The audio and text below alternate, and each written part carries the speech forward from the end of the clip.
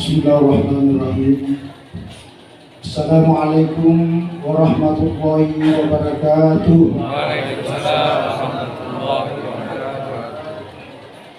Alhamdulillahirabbil alamin.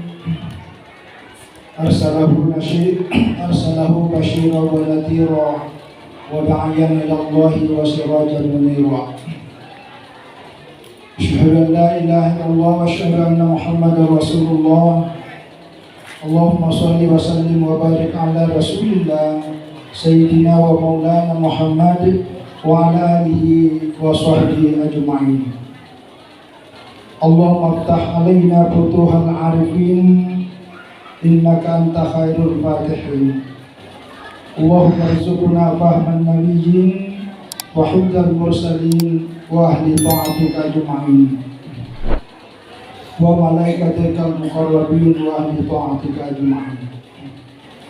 Allahumma shalli ala nuril anwar wa sirril asrar wa tiryakil abyar wa miftahi babil yasar ala sayyidina Muhammadil Mukhtar wa ala alihi al-athhar wa ashabil akhyar adad ni'amillahi wa ifradihi. Yang kami muliakan, kami hormati dan mewakili pemerintah Kabupaten Kuburaya, mewakili Bapak Camat dan Kepala Desa Tiruk Pakedai dan seluruh tumalak ibu, tumalak kita, kai hadire, guruta, topang pitata, para ulama, ustaz-ustaz kita yang hari ini kita bersama-sama, khususnya Al-Mukarram Kyai Haji Jaludin Ahmad Densi, beliau Ketua Umum Majelis Ulama Kota Pontianak, dan di sini juga ada tadi mewakili panitia pimpinan ketua Pondok Pesantren Matul Anwar Kyai Haji Jaludin, juga ada pimpinan Pondok Pesantren Al-Hizbah Ustadz Kiai Sarjawat Umar, juga ada Ustadz Kiai Ishak dan banyak ulama-ulama kita guru di sini. Mohon maaf saya tidak bisa menyebutkan satu persatu. Alhamdulillah hari ini sebuah keberkahan yang luar biasa. Sangat kita bersyukur bisa berkumpul dalam satu ruangan, satu majelis bersama-sama kita hari ini. Secara khusus pribadi ini suatu keberkahan. Saya di Tiruk Pakedai, khususnya di masjid ini, pertama kali saya di sini 25 tahun yang lalu. Nah, tahun 1999. Saya baru nyampe di Pontianak, belum sampai sebulan. Kalau bukan Maulid, Isra Miraj. Kebetulan saya di Pontianak tetangga dengan guruta Kiai Haji Muhammad Yahya Nasir Desi. Beliau diundang untuk ke Tiruk Pakedai dan kebetulan saya baru datang. Yuk, nah kita ke Tiruk Pakedai. Ini momentum untuk mensosialisasikan diri sebagai orang dari Sulawesi datang di Pontianak. Itulah momentum. Begitu saya sampai di sini, ternyata saya diminta untuk ceramah. Karena saya ikut-ikutan aja. Tapi begitu sampai di ruangan ini saya diminta ceramah. Itu tahun 1999, 25 tahun yang lalu. Nanti sekitar tahun 2000, mungkin 2008 lah kira-kira kalau saya nggak salah. Saya diminta lagi datang ya untuk ceramah. Saya lupa tahun berapa. Jelas sama-sama dulu almarhum guruta juga Kiai Ahmad Rifai Abbas. Sama-sama. Jadi saya yang ketiga kalinya. Tapi saya biasa datang ke sini juga naik motor. Kalau ceramah kan dijemput di Sungai Tangkap pakai speed itu. Tapi kalau saya datang ziarah ke makam Guru Haji Ismail Mundu Guruta, itu saya pakai motor. Alhamdulillah. Jadi jamaah sekalian yang saya muliakan, bapak dan ibu-ibu jamaah, mohon maaf dengan berguna maaf. Mungkin saya tidak ceramah karena nanti beliau Guruta. Saya hanya cerita sedikit. Jadi 2 tahun yang lalu, tahun 2022, di tempat saya Campalagi yang namanya dulu Sulawesi Selatan, sekarang sudah masuk Sulawesi Barat. Campalagian itu Artinya orang-orang Campalagi. Campalagi itu adalah satu daerah kampung yang ada di Bone, tempatnya Arun Palaka. Jadi tempatnya Arun Palaka itu namanya Campalagi. Disitulah Arun Palaka bersumpah, karena beliau itu digelar juga Tomalan Pegemakna, artinya seorang yang rambutnya panjang, dan dia bersumpah tidak akan pernah memotong rambutnya sebelum masyarakatnya bebas dari penjajahan Belanda. Itu Arun Palaka di Campalagi. Maka itulah kemudian karena strateginya awal-awalnya bergabung dengan Belanda untuk melawan kerajaan Goa. Begitu Goa tangguh, akhirnya kerajaan Bone bersama kerajaan Goa justru melawan Belanda dan mengusir dari Sulawesi. Maka itulah kemudian Arun Palaka akhir-akhir setelah ini dikenal sebagai pahlawan nasional. Itu namanya Campalagi. Kampung saya namanya Campalagi. Nah, di Campalagian ini tahun 2022 yang lalu kami juga memperingati hal yang sama, yaitu masjid 200 tahun. Ya, masjid itu sebenarnya usianya sudah 243 tahun, tapi dikasih nama 200 tahun di Campalagian, tempat saya lahir. Jadi rumah saya dengan masjid itu tidak ada antaranya kecuali jalan saja. Nah, di Masjid Campalagian inilah tempat mengajar yang namanya Syekh Abdul Karim. Syekh Abdul Karim. Yang kalau kita di sini mengenalnya Daeng Abdul Karim, Daeng Paliwo. Kalau di tempat saya namanya Syekh Abdul Karim atau Syekh Bilokah. Kenapa Syekh Bilokah? Karena beliau asalnya dari Bilokah, yaitu di Sidrap, Sidendreng Rapang.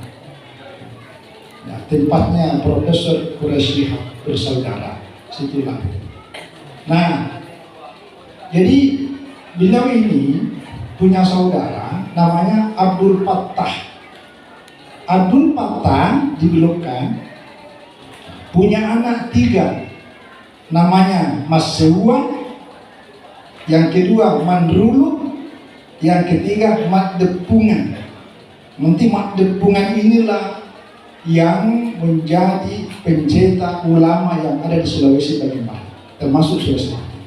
Karena beliau ke Mekah, lama di Mekah belajar, langsung belajar dengan Syekh Said Al-Yamani. Lalu ditanya, "Mas, siapa namamu?" Mat Depungan. Orang Arab bingung, apa nama Depungan?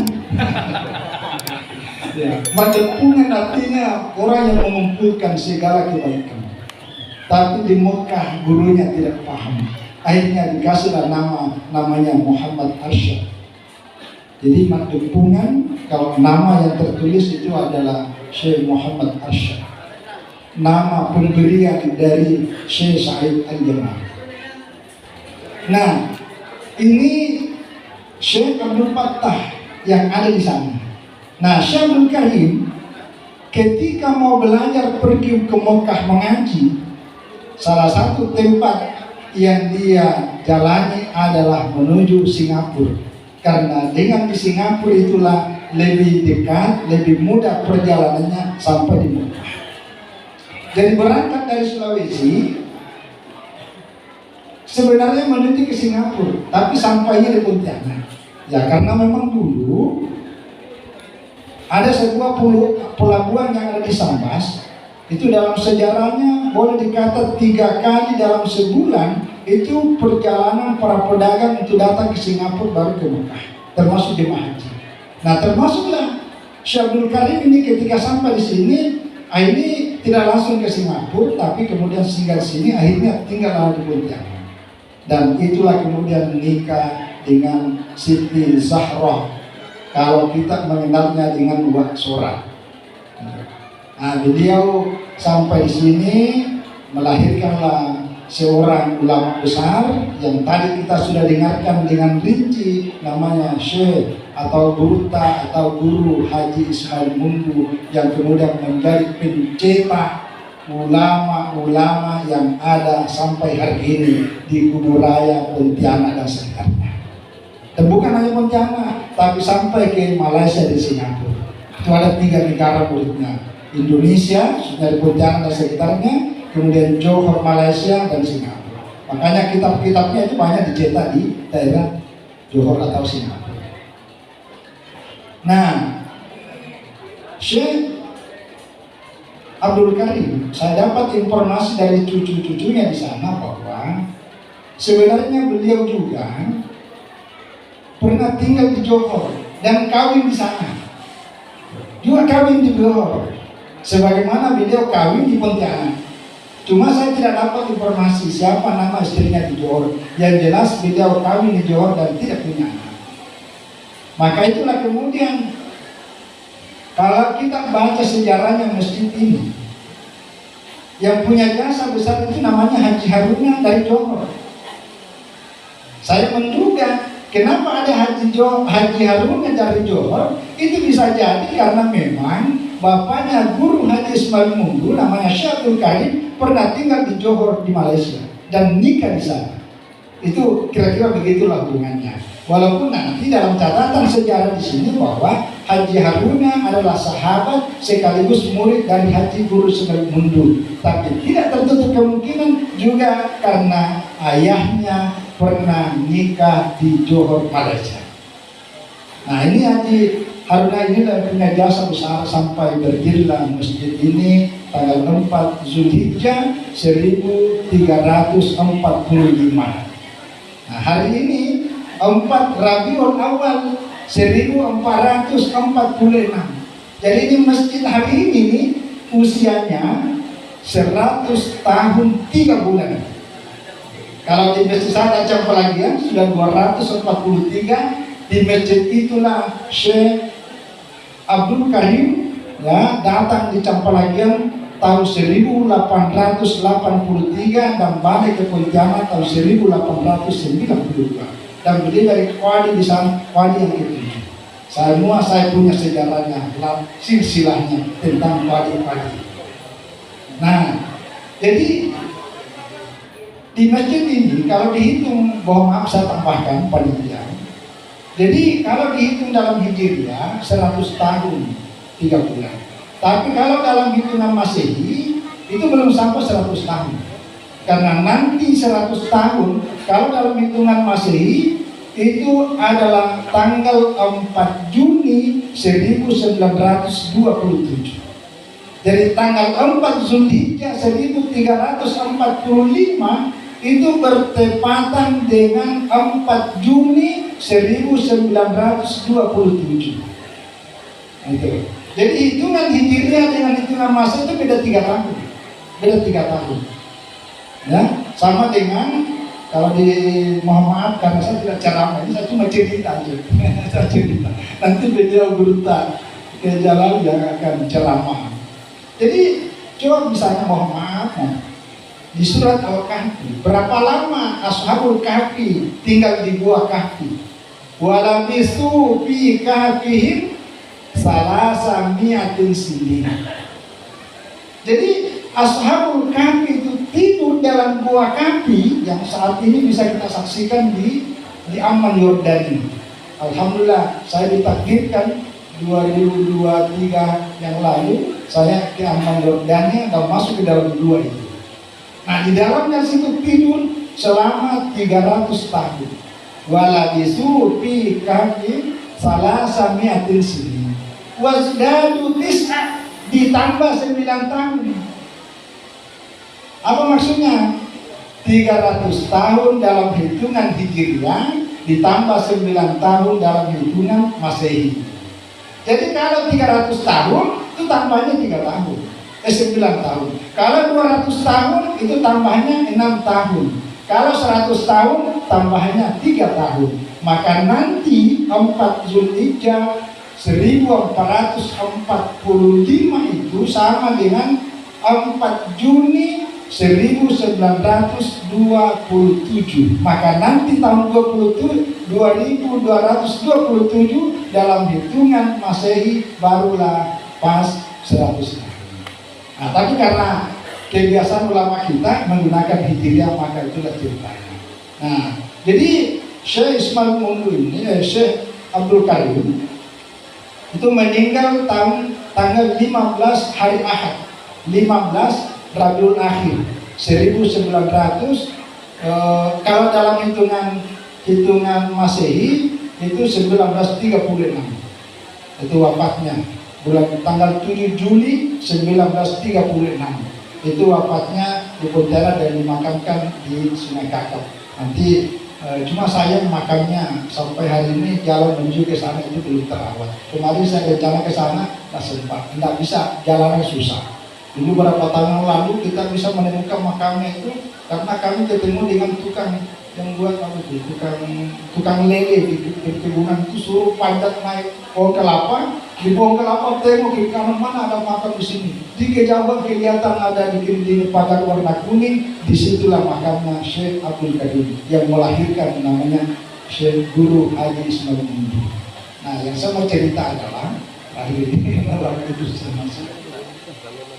Jadi Syekh Abdul Karim ini lama di Mekah. Karena tadi itu datang dari Sulawesi pergi mengaji di Mekah.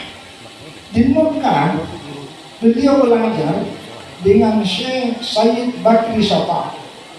Kalau menyebut nama ini orang-orang dari pondok pesantren pasti kenal. Karena beliau inilah yang mengarang kitab syarahnya Fathul Mu'in yang bernama I'anatul Talibin. Ada 4 jilid.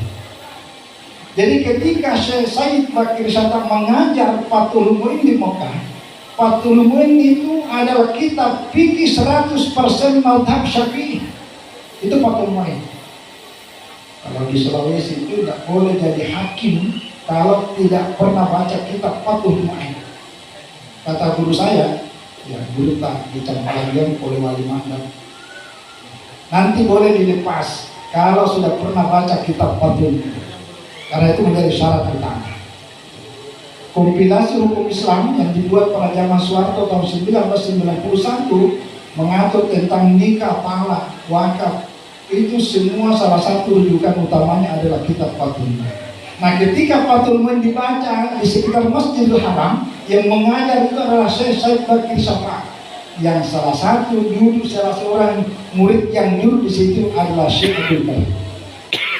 Ada kawannya dari Banjar namanya Syekh Abdul Ali Al-Banjari. Syekh Abdul Ali Al-Banjari inilah yang menulis. Apa yang dijelaskan oleh Sayyid Bakri Syafa ditulis. Apa yang diterangkan ditulis. Apa yang diterangkan ditulis. Setelah khatam pengajian Fathul Mu'in, Syekh Abdul Ali Al-Banjari ini datang ke Sayyid Bakri Syafa mengatakan, inilah hasil pengajian selama membaca kitab Fathul Mu'in. Akhirnya beliau setuju dan diterbitkanlah menjadi kitab namanya I'anatul Talibin. Jadi Syekh Abdul Karim ini, ya, gurunya itu adalah Syekh Sayyid Bakri Syafa. Bakri Syafa itu belajar kepada Syekh Sayyid Ahmad Zaini Dahlan. Itulah yang mengarang namanya Mukhtasar Jiddan ala Matn al-Jurumiyah. Jadi matan Jurumiyah yang kita baca sampai hari ini itu adalah karangannya, jasanya dari gurunya Syekh Sayyid Bakri Syafa. Sayyid Bakri Syafa yang punya murid namanya Syekh Abdul Karim. Syekh Abdul Karim punya murid namanya, punya anak dan murid namanya Guru Haji Ismail Mundur. Itulah silsilah sanad. Dan saya ketemunya silsilah sanad ini karena yang semua yang cerita ini adalah guru saya. Itu ada guru saya tahun 18 Oktober 1984 saya ngaji dan diceritakan semua ini dan saya catat. Jadi guru saya namanya Kiai Haji Muhammad Zain Qadi yang ke-13 Masjid Raja Pelaki. Punya guru namanya Syekh Muhammad Arsha Kiai Haji Madep Bungan sekaligus menjadi mertuanya.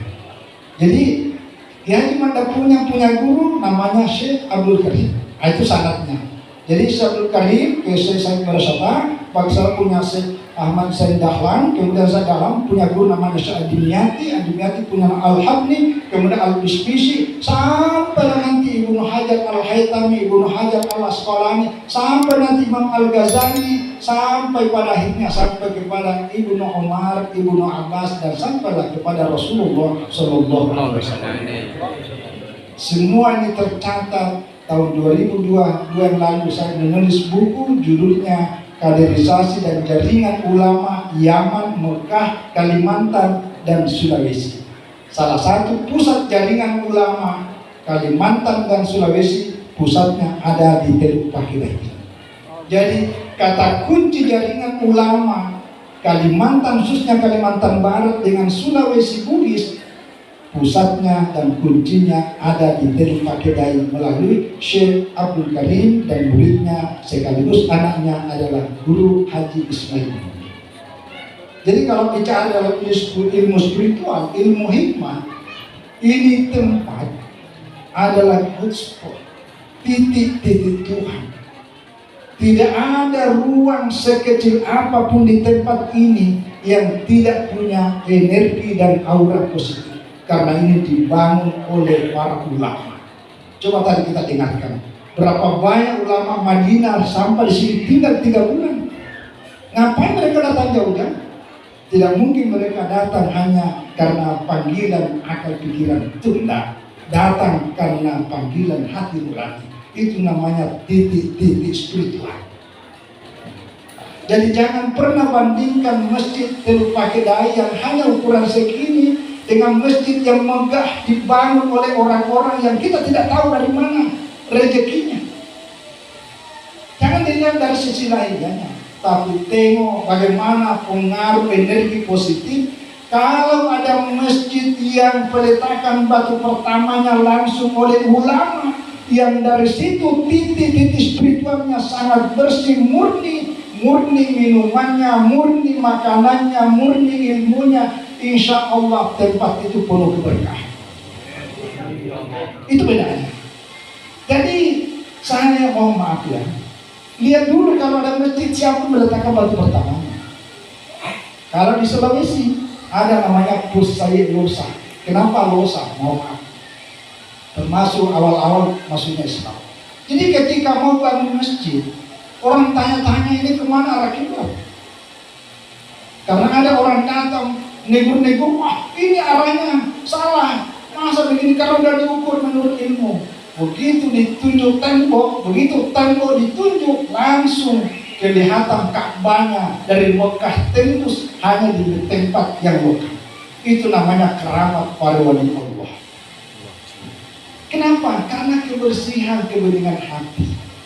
Inilah salah satu kelebihan dari masjid. Jadi dalam 1 tahun atau dua kali setahun, baik secara Rabiul Awal, inilah momentum kita jaga tradisi para ulama seperti itu.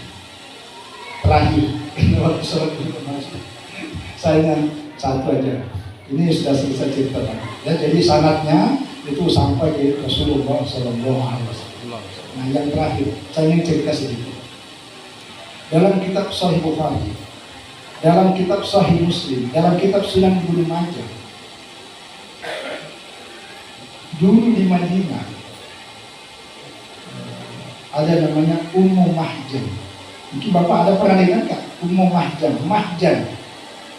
Kalau marjan sering dengar, apalagi ibu tuh, apa itu marjan? Oh, itu tandanya sudah puasa di kantor. Marjan itu tanda silu. Orang kalau mau buka puasa pasti ada marjan. Tapi ceritanya Mahjan. Ini Ummu Mahjan. Ini riwayat Imam Bukhari, Imam Muslim, termasuk Sunan Ibnu Majah.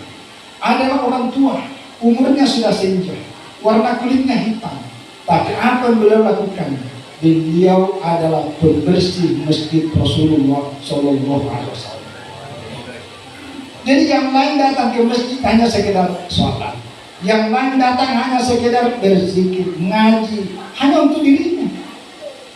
Tapi perempuan ini ada di masjid dibersihkan. Ada sedikit yang dianggap kotoran dikeluarkan dari masjid. Inilah pekerjaan yang dilakukan oleh Ummu Mahjan. Dan Nabi Rasulullah SAW selalu melihat, memperhatikan dengan seksama. Jadi Rasulullah itu kepeduliannya sangat tinggi kepada perempuan yang tua. Suatu saat beliau masuk ke dalam masjid, ditengok, mana perempuan yang sudah umur itu, kok tak kelihatan? Biasanya ada senyap. Lalu beliau tanya sahabatnya, mana perempuan yang biasa menyapu di masjid ini, yang biasa bersihkan? Kata jamaah, oh ya Rasulullah, sudah wafat, sudah dikuburkan. Lalu kata Rasulullah, afala kuntum adantumuni amraha, kenapa kalian tidak memberitahukan kepadaku berita wafatnya perempuan tua itu? Jadi dalam hadis itu dikatakan faka'annahum saggaru amraha. Artinya, kenapa para jamaah tidak memberitahu wafatnya perempuan ini? Karena mereka pandang enteng, mereka pandang remeh, mereka menganggap, nah siapa urusannya orang-orang ini dengan Rasulullah? Orang ini bukan siapa-siapa, cuma pembersih doang. Ngapain diberitakan kepada Rasulullah? Karena dipandang enteng sehingga berita wafatnya tidak disampaikan kepada Rasulullah. Akhirnya Rasulullah tersinggung, Rasulullah marah. Jadi jangan pernah memandang enteng yang punya kepedulian masjid, apalagi cleaning service, apalagi pengurus masjid. Karena salah satu tandanya orang yang dicintai Rasulullah Sallallahu Alaihi Wasallam adalah pengurus masjid. Takbir. Maka sungguh sangat beruntunglah kita diberi umur yang panjang. Apalagi kalau sudah pensiun, mau apa lagi? Kita ini kalau sudah di atas umur 60, jangan terlalu banyak dunia. Terlalu banyak dunia membuat hati kita makin banyak kerutannya, makin banyak nodanya, makin banyak hitamnya. Itulah yang menjadi pembatas pelindung antara kita dengan nur cahaya Allah. Maka salah satu tempatnya nur cahaya Allah adalah di masjid. Maka Rasulullah sangat marah ketika ada orang pandang enteng, orang yang punya kepedulian tinggi terhadap masjid, apalagi orang yang sudah tua. Akhirnya apa kata Rasulullah? Daluni, tunjukkan kepadaku di mana kuburan perempuan itu. Sahabat gemetaran, bergegas-gegas, ya Rasulullah sini ya Rasul. Akhirnya diarahkanlah sampai di kuburan. Sampai di kuburan, apa yang dilakukan? Wasalla alaiha, Nabi salat di atas kuburan perempuan ini yang sudah diwakaf, sudah dikubur. Salat apa? Namanya salat Ibrahim. Dan kata Rasulullah dalam hadis itu, karena salat di kuburan itu beliau katakan, inna hadhihi kuburan mamnu'atan zulmatan fi ahli. Kuburan-kuburan di sini semuanya adalah gelap, tapi Allah meneranginya, menurunkan cahaya yang terang benderang karena saya salat di atas kuburan perempuan. Jadi kalau kita datang sebagaimana Rasulullah datang di kuburan dan berdoa di situ, doa kita itu lebih terang dibanding daripada terangnya lampu-lampu itu. Maka sungguh sangat berbahagialah Bapak Ibu jamaah sekalian yang punya anak mengerti agama. Ketika kita meninggal dunia, datang ziarah kubur dan mengaji di situ, bacakan doa, itu adalah lampu yang terang benderang di alam kubur kita. Sebaliknya, ketika kita punya anak tidak pernah dididik dengan persoalan-persoalan agama, dia tidak mengerti hal ini, paling-paling datang ke kuburan untuk selfie-selfie. Selfie-selfie sudah itu di-share di media sosialnya, tapi apakah dia baca? Wallahu a'lam. Nah, inilah penting agama. Nah, jadi sekali lagi bagian dari memperingati Maulid Rasulullah SAW yang kita rela waktu berbuat, kita rela materi, kita rela tenaga, salah satunya adalah meraih cintanya Rasulullah SAW. Kita boleh mengaku cinta Rasul, boleh mengaku 1000 kali cinta Rasul. Pertanyaannya, apakah Rasul cinta kepada kita? Wallahu a'lam. Kalau mau, salah satu tandanya adalah orang yang cinta kepada masjid, cinta masjid, cinta Rasulullah, cinta Allah. Saya kira itu wallahu a'lam. Ini yang bisa kami sampaikan karena waktu sholat sudah masuk. Nanti ceramah yang sebenarnya adalah Pak Kiai Jalan.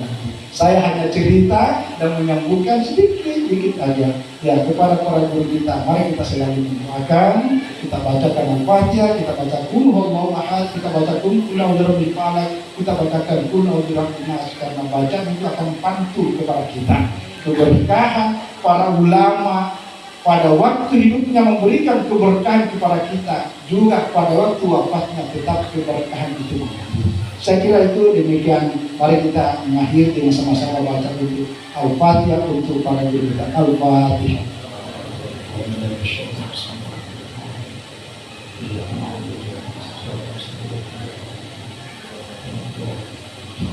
Baik, saya kira lagi terima kasih, mohon maaf atas semua kekurangan. Wallahu a'lam bishawab. Wallahul muwaffiq ila aqwamit thoriq. Wassalamualaikum warahmatullahi wabarakatuh.